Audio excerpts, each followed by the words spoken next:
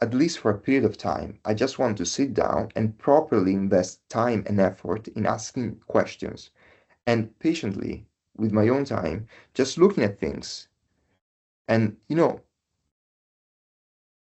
be there a little bit. Just be there with a little bit with the problem and with the challenging, with the excitement, with the unknown. That was for me the moment in which I realized, you know what, it's worth it. Yes, it is true that there is a price, but it is worth it. Welcome to Impact Quantum. Quantum podcast, turn it up fast. Candace and Frank blowing my mind at last. Quantum podcast, they're breaking the mold. Science and sky beats, it's bold and it's... Hello and welcome back to Impact Quantum, the podcast where we explore the emerging industry and field of quantum computing, where it's not going to require a PhD, although our guest today is a PhD candidate, so PhDs are always going to be in fashion. But if you are intimidated by the tech, don't be. I think this industry is going to need a whole slew of people with different skills and talent. All you need to do is bring a healthy sense of curiosity. And the most healthy, quantum curious person I know is Candace Cooley. How's it going, Candace? It's great. Hi, Frank. How are you doing? You doing good today? I'm doing all right today. No snow. There was a 36% chance of snow. It passed us, so I was very happy. And we're supposed to get a big storm this weekend, big by Maryland standards, not Montreal standards. Right. So we'll see how that goes. I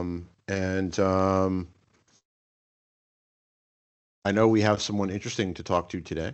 Yes, today we're going to be speaking with Samuel Hagh Shenas. He is a PhD student in theoretical physics at Oxford.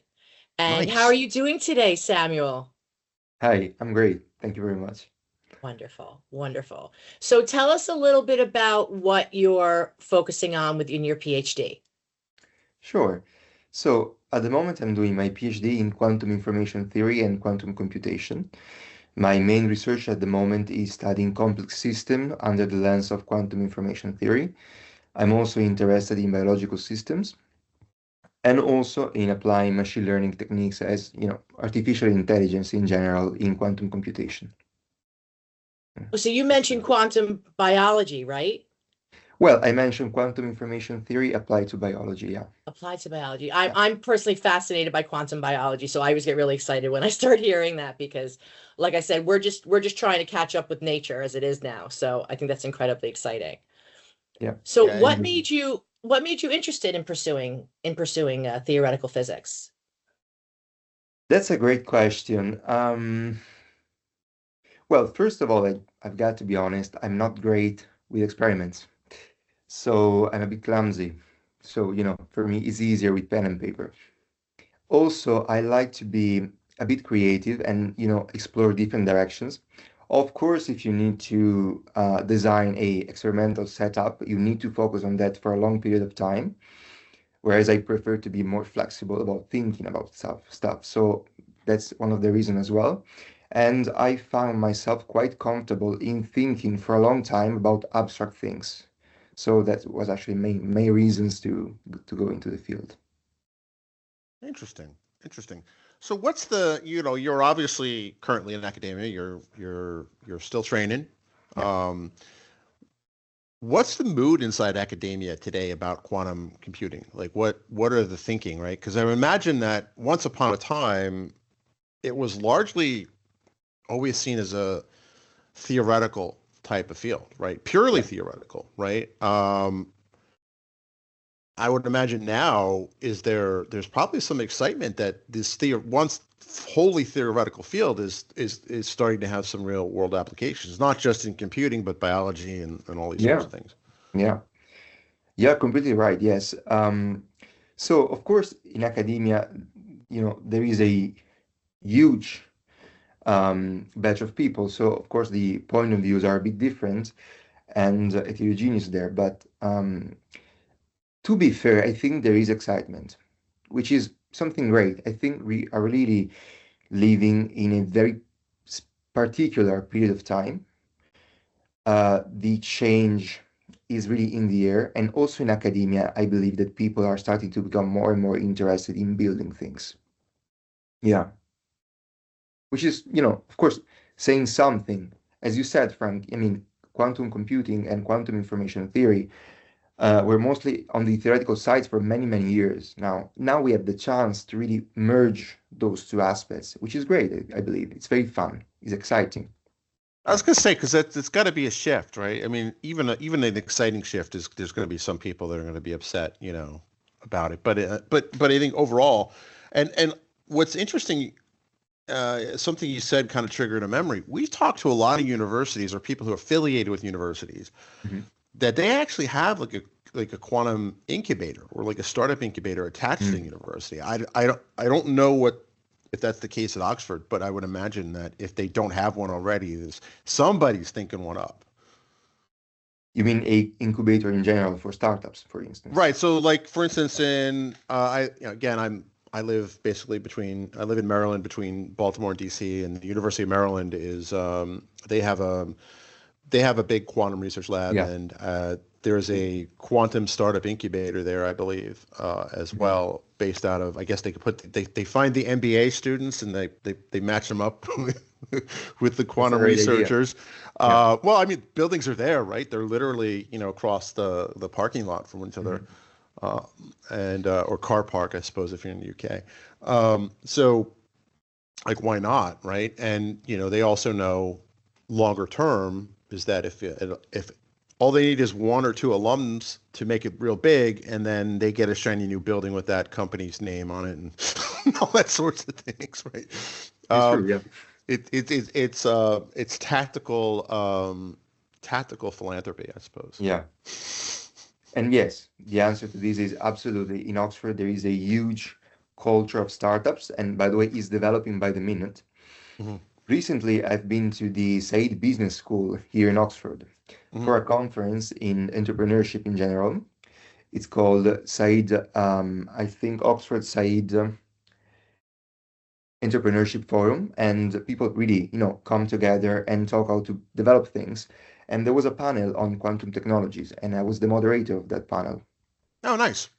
Yeah, very cool, really very cool. And I think that if you want to be really on the line, now you can. Now you can. People are coming together with different ideas on the technical side of things, but also on the venture side of things as well, for instance, also artistic side of things, such as, for instance, there is this startup in San Francisco, I think no, maybe in California. In California, it's called Quantum Light. They are developing the first pigments using quantum phenomena to use lights for arts, but also for technical other reasons. So this is an example of being creative with what is going on here now. I think it's very cool. It's really a nice period to be doing research. Yeah. Yeah. Well, because it's one of those things where research is the pathway from research and develop to product, pathway from research to market is probably, it's never going to be a smooth road, but it's definitely a much faster road than it's been, at least in my lifetime. Yeah, surely. Plus, now we have also another one, which is artificial intelligence. Right. And I think this will really change. I mean, it would be silly of us not saying this, but I think that artificial intelligence is really changing the rules of the game, really. And if you're able to merge maybe insights that are mostly on the theoretical side of things in physics, like, for instance, quantum information theory and quantum computation, with a technical tool that will be able to, make computational tasks faster and more efficient. Now we are talking about something really interesting, I believe. Right. Yeah. So what other emerging areas in quantum technology are you personally the most excited about? Quantum computing, sensing, communication? That's a great question. I know that lots of people are now working in quantum internet, such as, in a broad example, quantum networks. I think that's very cool. On a personal level, also because, as we know, time in a day is not unlimited, so you need to choose at the end of the day. Right. I personally believe that merging automatic ways of doing learning, for instance, with machine learning, for instance, which is a kind of artificial intelligence method, with quantum data, which are intrinsically linked with noise, because nature is noisy. I think that's very cool. There are nice people working in this area, and I believe that is very cool. Also, working with quantum computers. Last year, I was doing research with the platform of IBM Quantum, specifically Qiskit and Qiskit Pulse. I think that's very cool as well because I was able to work on quantum computers at the distance on the cloud. You see, this is very cool as well. So I believe that to properly answer this question, quantum algorithms, quantum error correction, quantum simulation, the merging of artificial intelligence and quantum computers, quantum data. And because I'm biased, but I want to say this, applying also the quantum theory to biological systems as well. Yeah. Okay. Yeah. So what do you think is going to be the first most, well, it's hard to guess, but what do you think is the most promising application of quantum biology? Is it medicine? Is it yeah, so I do believe that now it's a bit too early. okay. I think it's very interesting and it's very exciting, but now on the academic side of things, we will still need time to really look into that properly. I know that some people are, talking about understanding DNA on a quantum level. Others ones are talking about quantum in searching for new drugs and so on. So, but now I believe that it's too early to say. Yeah. So, yeah. In the work that you've been doing so far, I'm sorry, Frank. No, I was agreeing. In the work that you've been doing so far, have you come across a mentor that's really helped you, or is that something that you would like to do in the future? So this is a great question. On, I would say, several levels. Surely on a human level as well. Yes, I've been lucky enough to, I've met people that mentored me, which, by the way, gave me confidence and a healthy dose of, believing in oneself. So I was lucky to find people, older than me, more mature. I was lucky enough to find fellow students kind enough to guide me as well. So absolutely, and I think that is one of the most important things for human beings in general, in whichever field. I would love to mentor people in different ways, though. I also believe that mentorship can be surely the standard kind, which is great, is super important, but also, for instance, working and investing time and effort in being able to express concepts that most of the times are maybe a bit too technical and a bit cloudy in a way, but also try to be as clear and transparent as possible. I think that is a form of mentorship which can work in both ways. And I think human beings, as developed as they did, most of the times because they were able to express difficult concepts to other people. Yeah. So it kind of leads into my next question. So how do you explain what it is that you do to a non-technical person?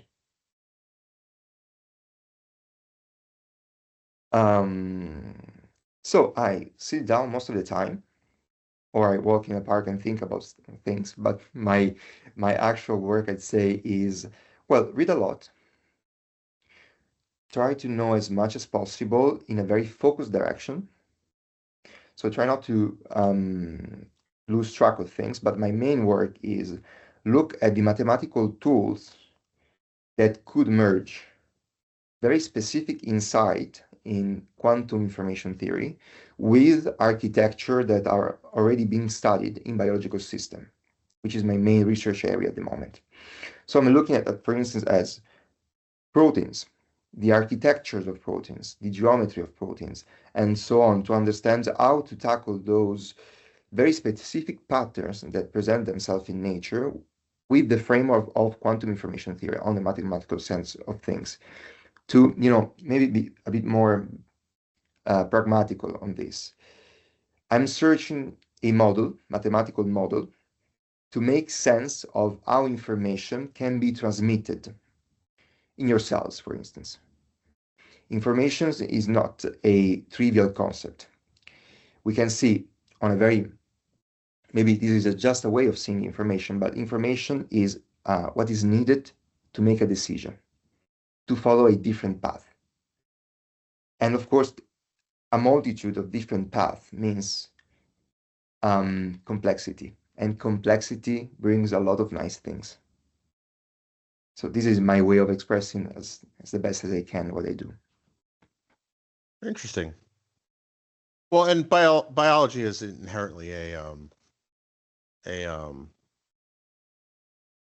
complicated field, right? You know, it's kind of one of the best ways I heard biology explained, and I didn't come up with it. It was some famous physicist said it's basically, you know, nature coming up with a way to beat entropy was kind of like the way, and you know, which is true, right? Like things kind of decay, and then about the same time I heard that quote, there was one of the Doctor Who episodes was I think it was you know, the doctor, I think it was David Tennant, had said something, and we're talking to someone in the UK, right? So I think that's appropriate, right?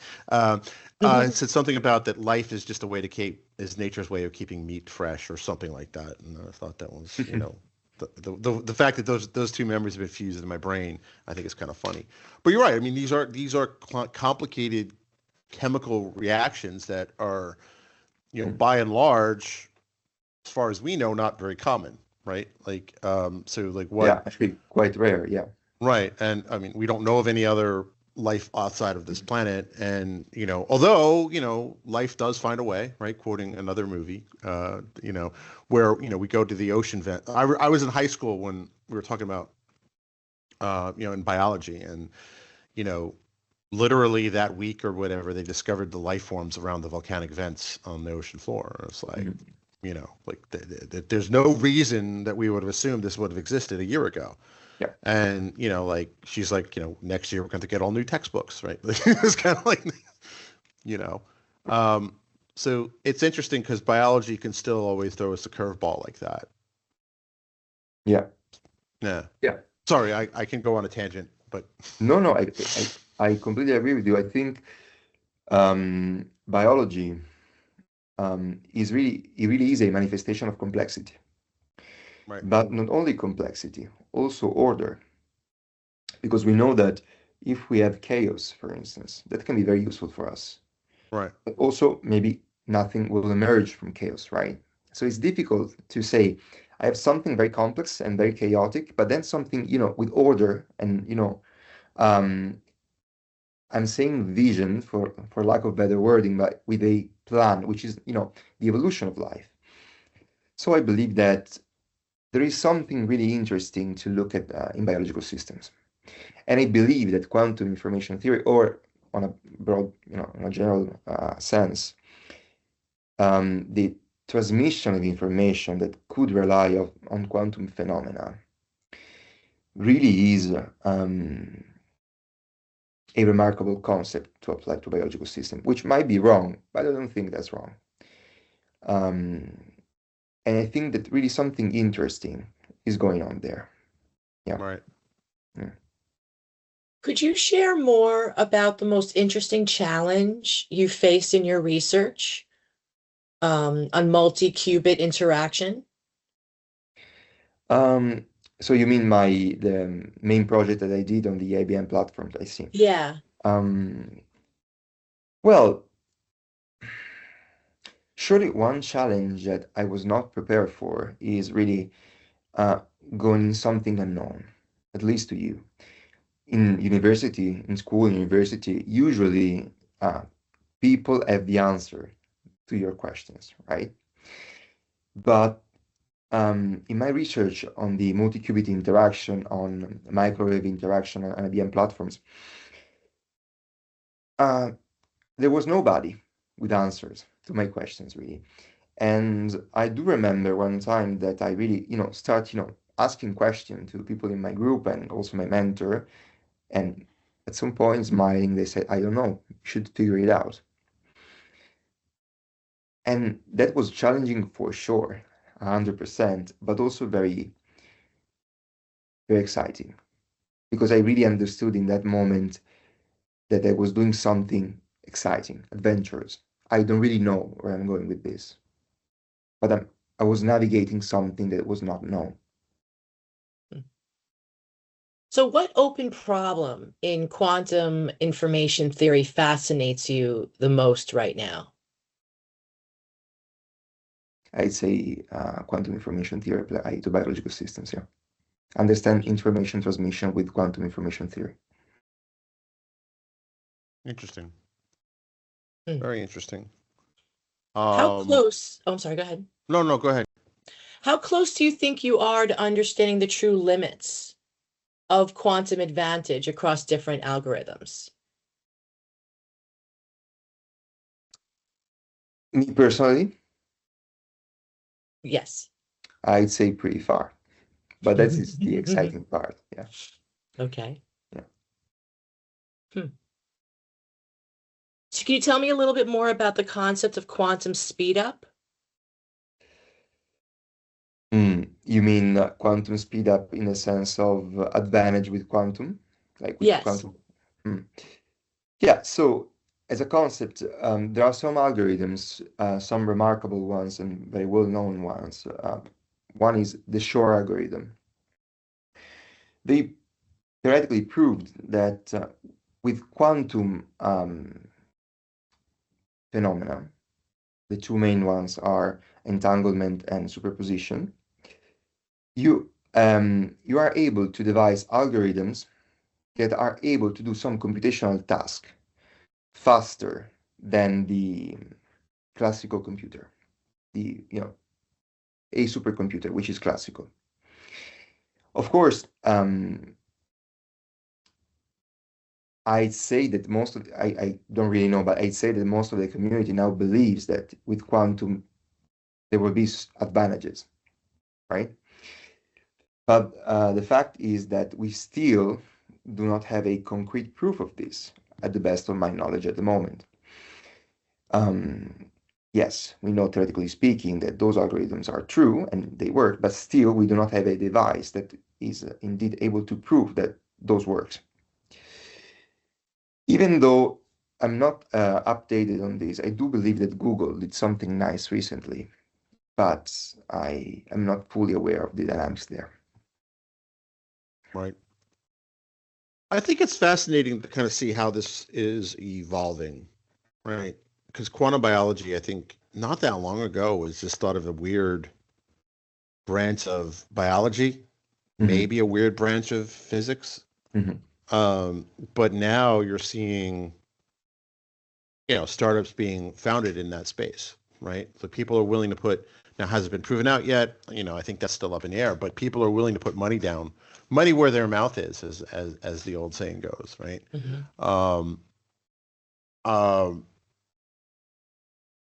One of the things that I kind of have in my head, because it's cool, because we get to talk, doing this podcast is awesome because we get to talk to experts, right? And every time we think we got something figured out, we talk to somebody. It's like, well, there's more to it than that. But it's my understanding that a big advantage of quantum computing is that it's based on the same principles with which ultimately underlie every or nearly every chemical interaction, which a lot of things tend to hang off of chemistry, biology, manufacturing, right? Tend to hang off of chemistry, which itself, chemistry kind of hangs off of physics, which itself ultimately through a lineage does connect back to just raw mathematics. Which I think is that one of the things. So anything that has some kind of chemical process is very likely to see a speed up from quantum computing. Now, that's a good question.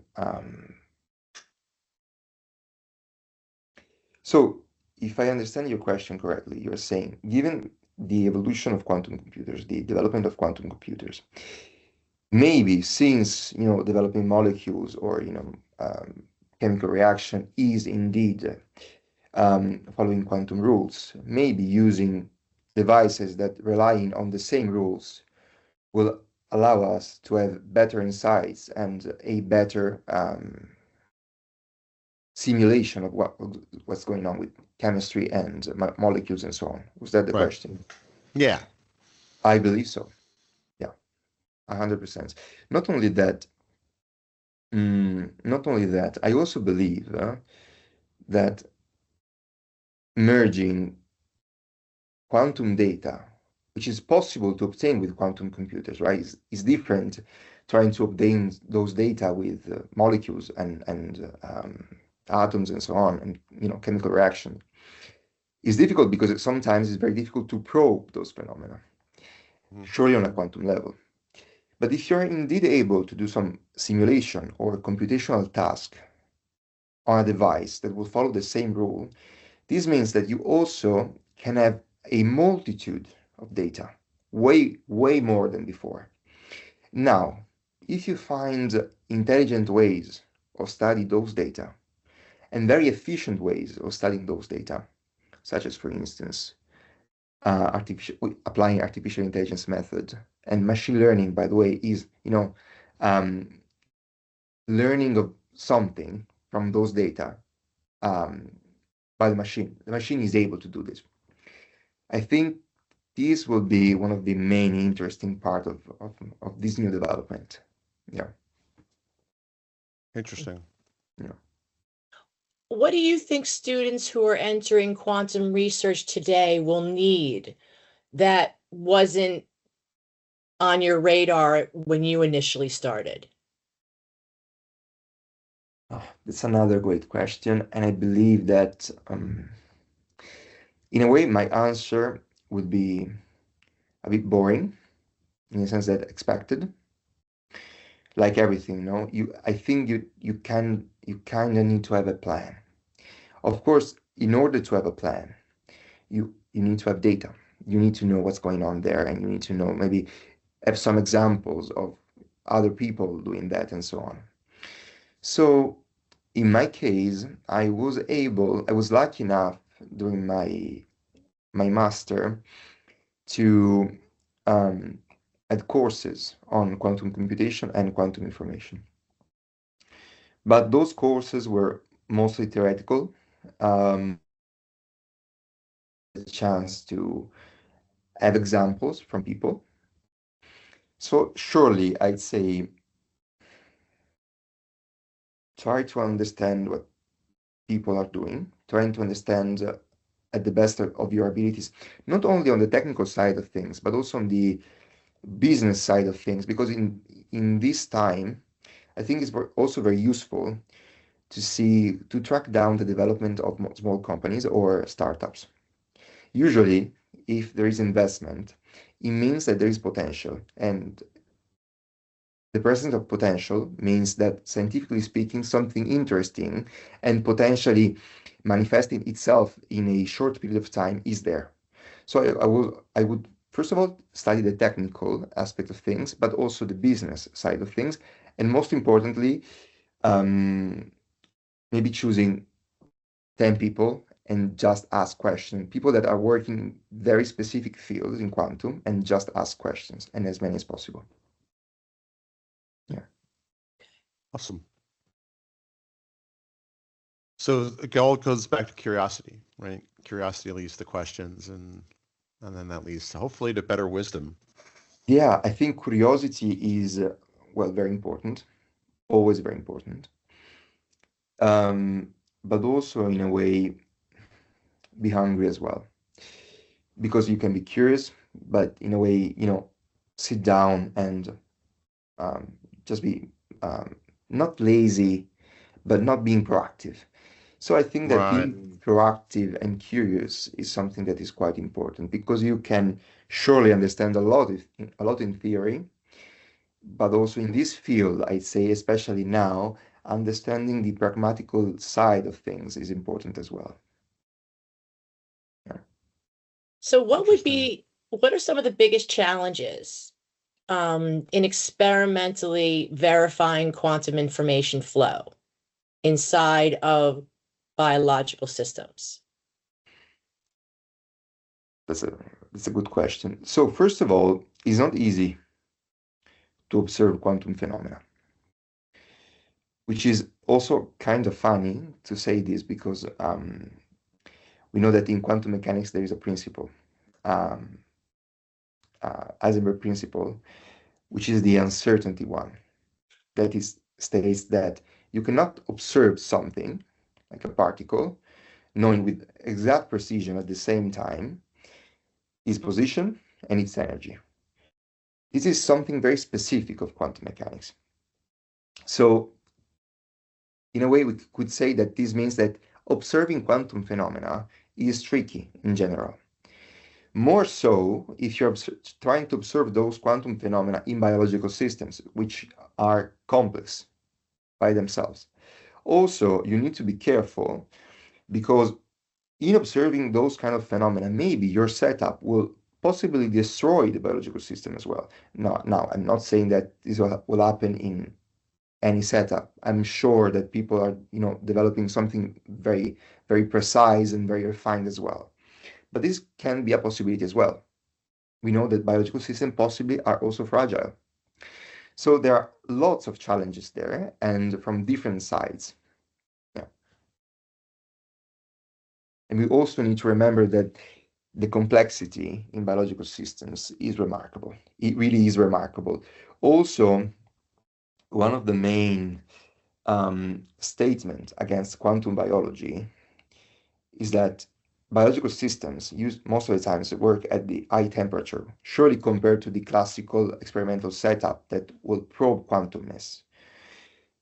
Also, they are messy. They really are messy. There is a lot of things going on there. There are a lot of things going on there. So it really is challenging. There are a lot of things to be studied there. Yeah. How might, But oh, go ahead. no, go ahead. Sorry. How might quantum information theory help us distinguish genuine quantum biological phenomena from classical explanations that might only appear to be quantum-like? That is an amazing question. It really is an amazing question. And of course, is a question that I'm asking myself quite often now.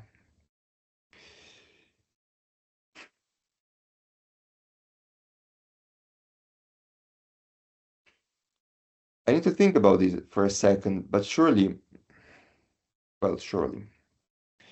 there are some phenomena that are indeed quantum. A good example of this is super-radiance.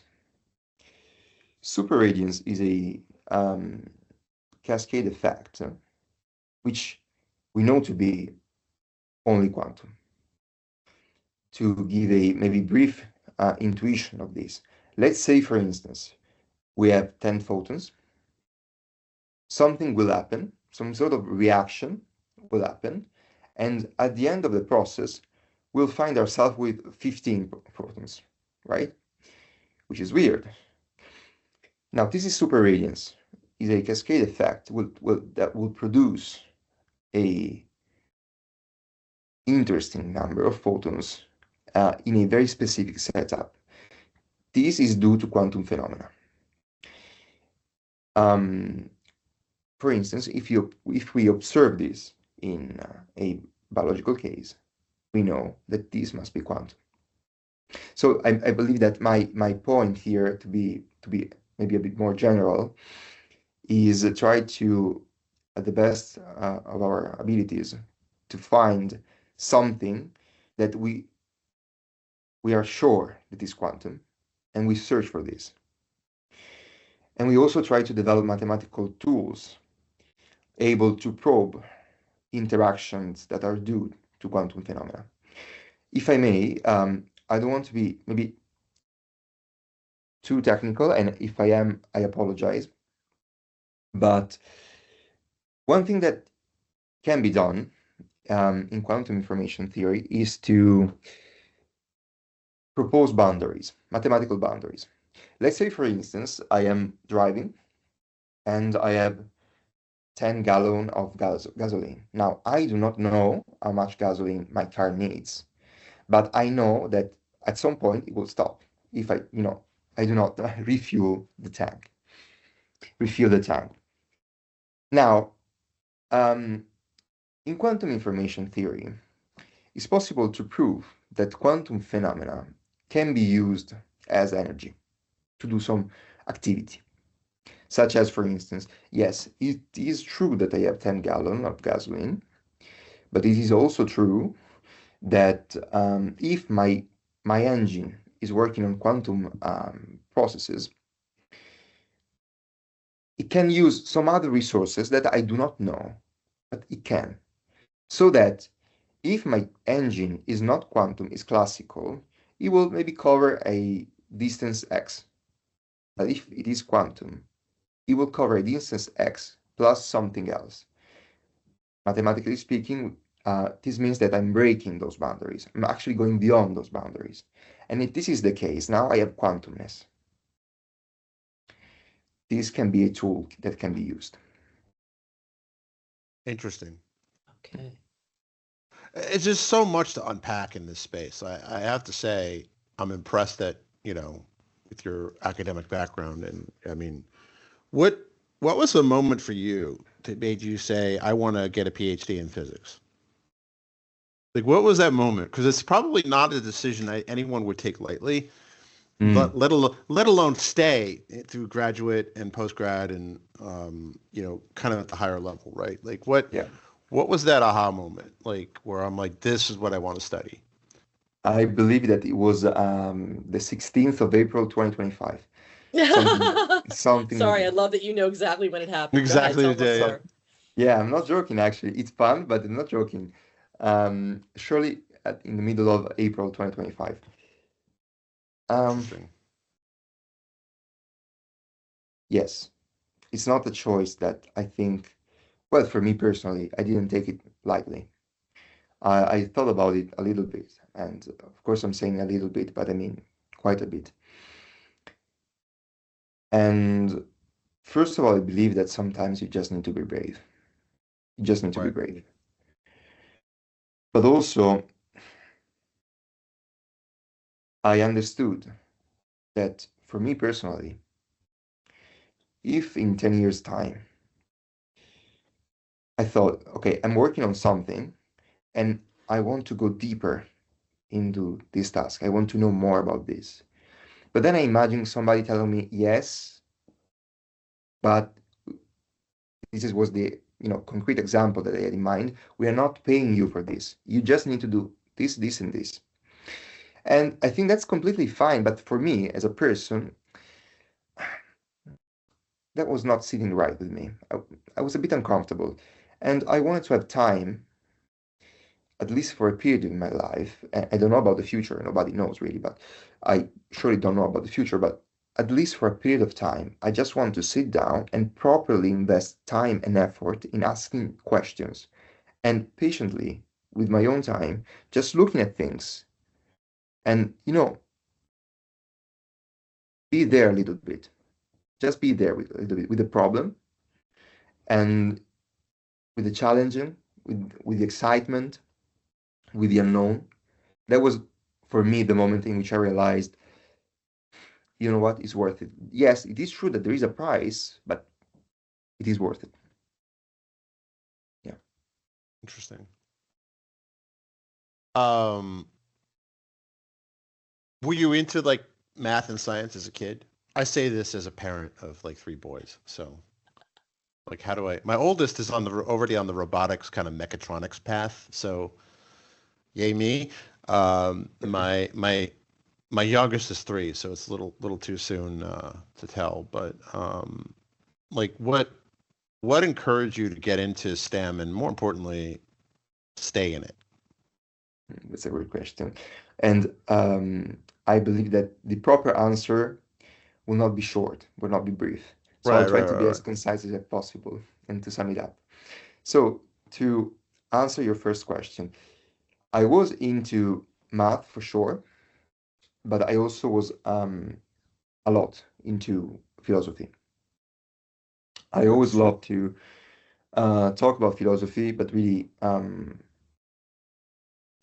ask questions and really try not to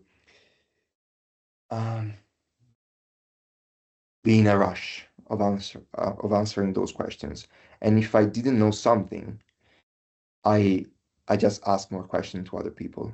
read more Right. books, and so on.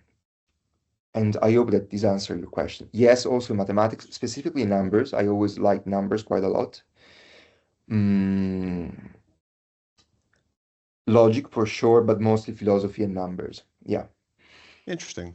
Yeah. And they're not mutually exclusive. I think a lot of people think that philosophy and mathematics are opposite ends of the same spectrum. But if you look at the great names in mathematics, right, they were also philosophers. Descartes comes to mind immediately. Yeah, I'm sure. Gödel is a good example of that. Man, Wittgenstein was not maybe that's right. mainly a mathematician, it is true, but surely was working very closely with mathematics, of Right, course. right. So that's for sure. That's for sure. Even though, on a broad sense, I do believe that things tend to be more interconnected than expected, on a general sense. To answer your the second question.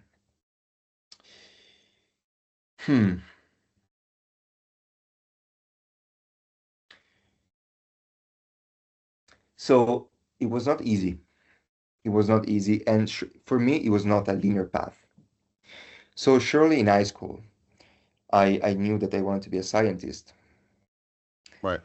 In university, I was a bit tired. Also, to be honest, I also kind of lost hope because I saw some things as a career path that I didn't like. Right. Because you want to also have kind of a nice life for yourself, sure, an exciting one, right? And I noticed that most of the times, looking at people, I felt that that's kind of boring. It's expected. Right. I know how your life will, unfold. So after my bachelor degree in physics, I kind of said, you know what? I want to go into something more exciting. I want to go into robotics. Right. There is a very nice university for robotics in Italy. So I applied, and I was admitted the day, and I was super stressed out about the admission process. The day that I received the admission letter, the very day when I received the admission letter saying congratulations, in that moment I understood that I wanted to do physics. Not only I wanted to do physics, but the very same day I met a friend of mine, and he was going to a very good university in theoretical physics in Italy. And I didn't know about this university. The very same day I talked to this person, and I decided, okay, you know what? I will do theoretical physics. And I went to Torino. Nice. So my path has always been like, maybe I will do something else now. Well, maybe not. Then after my graduation from my master, I was really unsure of doing a PhD or not. Then again, I said, you know what? Yes, let's do a PhD in theoretical physics. So it's not really a linear answer, and I apologize for this, but No. I I mean, this is I the think most honest people. one that I have. Yeah. I think people assume that success is a linear journey. It's not. Like, and there's plenty of like self-improvement gurus on LinkedIn that'll post like memes of like, the how you think it'll be and like how it actually is. It's true. Like, I mean, so the reason why I'm asking about the kid stuff, right, isn't just because I'm a dad, but I recently, I don't think I told Candace this yet. So I found this, or I did tell you that there was this funky documentary about. So first off, I was asked for my day job to come up with an abbreviated timeline of AI research and milestones, right? And that got me thinking about, when I was in high school or even when I was younger. And then this memory came to my fore of it was a TV special. I remember I was only on once because this is before we had cable. Like this was BC, before cable TV, and this was I don't even think we had a VCR at that point. So like it was back in my day when you watched something that was on TV, that was it. If you missed it, So I only ever saw it once, but I remember some of it so deeply, and it's a documentary. It's on YouTube. It's called Computers Are People Too. It is filled with retro kind of synthwave feel because it came out in 1981, 1982, right? So it is definitely a product of its time. But that was the first that was the first thing that sparked my interest in computers, because it showed computers. If you watch the whole thing, and it's an entertaining thing to watch, but if you watch the whole thing, if you could get past the synth music and kind of like the overdoing on the 80s and late disco era thing, sit through that, because after the first 5 minutes it gets better. But I look at that and I remember now as a kid watching, like, because it showed how to use computers in creative sense, right? So this was, the dawn of computer graphics, the dawn of electronic music, right? And like, I remember sitting there, like I was watching it again. I'm like, that's where I first saw it. Cause I remember he has this thing where he has a dog bark into a microphone. Just bear with me. And he had it hooked up to a synthesizer, which to us today, like, is like, of course I probably have 100 apps on my phone that could do that. But then it was completely revolutionary. And you see the guy had to use computer setup and things like that. So it's the weirdest things that'll inspire you, because I remember, I guess it would have been about 8 or 9 years later when I first saw a real synthesizer on like a Mac, the little Macs, like it was like the Mac Classic or whatever. And I was just blown away. I'm like, oh, so this is now like something you can actually get. And actually a kid down the hall from me in my freshman year dorm,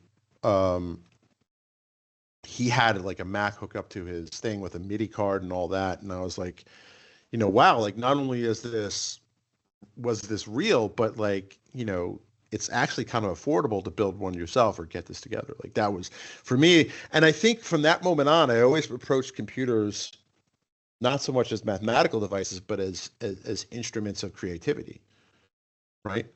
Obviously there's a lot of math between point A and point B, but, and also too, I think if I could go back in time and tell a younger version of myself, because the way, I don't know where you grew up or what the, your first introduction to math was, but when I was a kid, I despised math. I despised it. Part of that was me, but part of it was the way it was taught. And part of it, quite frankly, was the teachers, right? Like, I just think that, I don't know what would be better, but I know that things could be done. Things could be done better. And, thankfully, my 2 older kids don't have that math kind of annoyance that I did. So I also don't say it around them that I hated math at their age, because that would give them a nice little out to say, I hate math. Because I think, again, it's multifaceted, right? It's not a straight line, right? I got into computer science because as a kid, we had a Commodore 64 and I wrote video games for it, right? And I fell away from it because my family gave me the choice of being a doctor, lawyer, engineer. Software engineering was not yet a term that had been coined yet, right? So when I actually switched to computer science because at the time I had an ROTC scholarship, and because of the scheduling of that, I couldn't take all the chemistry classes I needed to take. So I took a computer class, and that's when I realized, I was talking to the professor, like, wait, you can study this and you can have a good career at this? No, really? And it sounds funny, right? And to 2025, or I guess as we were airing this, 2026 years, that sounds absolutely absurd. But this was 1991. It was a different era. So I encourage anyone to watch that documentary, because it's kind of funny. And it's also very relevant too. Like, a big theme in it is, the idea that if you're an artist, computers are going to put you out of work, which I think is oddly a relevant conversation in 2025, 2026, right? Because, if you watch any of our live streams, actually season 4's intro song was actually AI generated, right? So the intro song, you've heard AI music, at least today. You probably heard another before and didn't know it yet, but I think it's an interesting thing. And again, I did meander, so that meander is kind of what we do here. So, Yes. But no, I mean, that's a fair answer, right? Because and I want to encourage anyone who's listening, like, I didn't do this. I became an electrician or an electrical engineer, and I can't get into quantum. That's nonsense. I was going to use another word, but we like our clean rating on iTunes. That's nonsense, because you're going to need someone that knows how to. You're going to need the physicists, obviously, doing kind of the physicist-y type things.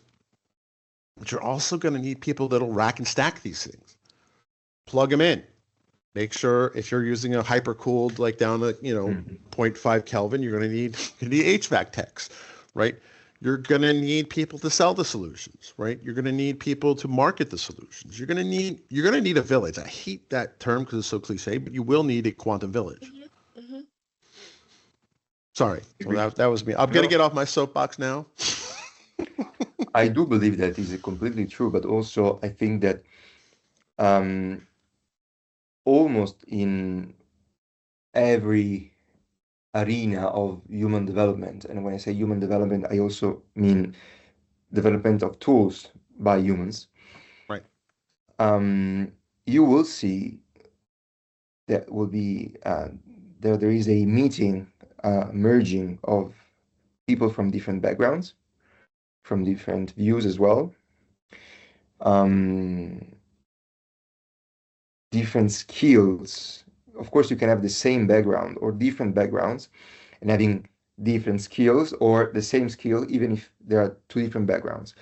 So I think that building meeting points inside of something on the technical side of things as well is very important. So I think maybe now more than ever, of course, we don't know about the future, nobody does, but I think now more than ever is a really good time to try to be as different as possible, quote unquote. Right. Yeah. Right. I mean, that's a fair statement, right? Like the ability to, yeah. Also being flexible, being fluid is very important as well. Oh, yes. The ability to adapt. Mm-hmm. This is something crucial. And at some point you mentioned talking about the past, saying that I didn't really like math. Maybe it was me, maybe it was the teacher or the overall system. But I do believe, and that is something that I felt quite recently, that each and every human being has their own way of learning stuff. Mm-hmm. Yes. And I think that schools and university are doing a good job with maybe a path, which is common. But I also believe that human beings also need something else and different, very specific, very, very tailored. And parents can do this. But on a general level, I think that we need to think a bit more about how to mentor people, independently of age as well. So I think that is a big deal as well. Just to respect the fact that, yeah, it is a good way. It's to respect the fact that we don't all think the same, we don't all learn the same. Yeah. And what might be the predominant method right now of teaching something, it might not be effective to the students that are trying to absorb it because they just they don't think maybe conventionally.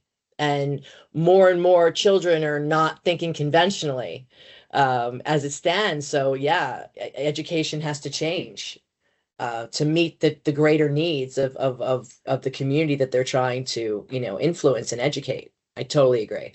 Well, I also think too there's a long-winded like TED talk I saw where it was basically the current educational system is basically a byproduct of the industrial era, right? And the guy goes through this whole flowery thing. You've probably seen the video. In the US, in the US for sure. The US, yeah. Well, the US has got a lot of anyway, but like the year you graduate is almost like a manufacturing stamp, like like the way he phrases that, like and everyone's at the same level at the grade, and that sort of thing, and like that may not work in a flexible career type postmodern future, right? I mean, I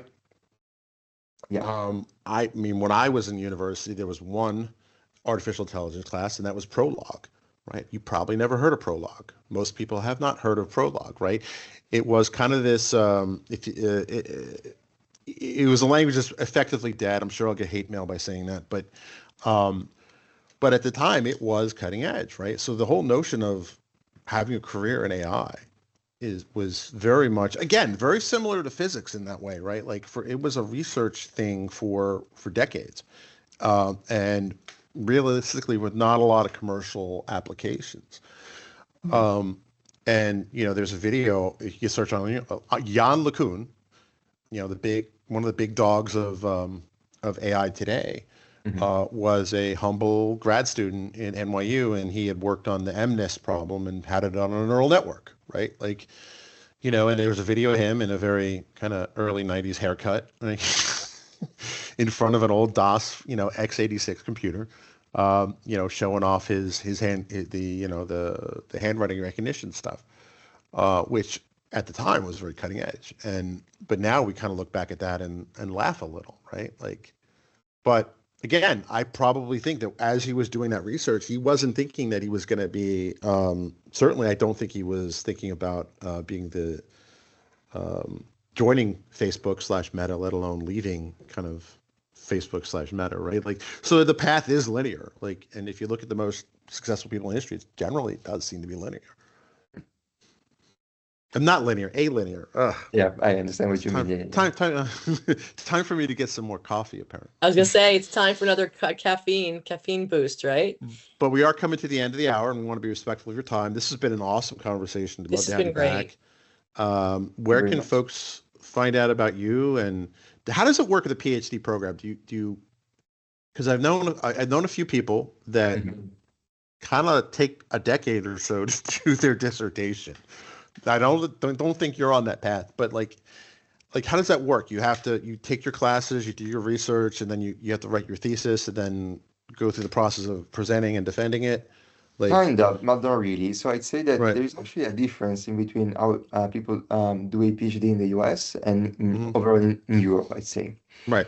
So at Oxford, the PhD on average lasts between 3 to 4 years. In the first year, you also need to take some classes, but just few of them. And mostly is research. It's conferences, talking to people and talking about ideas, which is, I believe, amazing. It's great. Yeah. Cool. Yeah. That's great. That's great. So is there anywhere that we can send people who want to know more about you? Well, absolutely. What you're working So on? for sure, there is my LinkedIn profile, which at the moment is the platform that I update the most. So I'd say LinkedIn now is best. Okay. Yeah, I'd say Cool. yes. Awesome. We'll send folks your LinkedIn profile. Make sure it's in the show notes. And any parting thoughts, Candace, before we play the outro music? Honestly, this was fascinating. I really appreciated your perspective. Thank you so much. It's really helpful. We have so many people that want to understand the journey and what Right. excites them to pursue more. And I think that you answered the questions brilliantly. Thank you. Thank Yeah, you. awesome. And it was amazing. My pleasure. Really. Awesome. Thanks. Quantum podcast, turn it up fast. Candace and Frank blowing my mind at last. Quantum podcast, they're breaking the mold. Science and sky beats, it's bold and it's gold.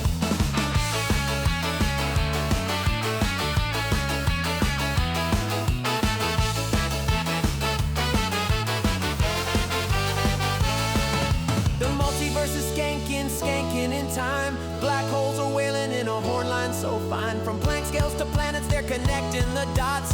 Candace and Frank, they're the cosmic hot shots.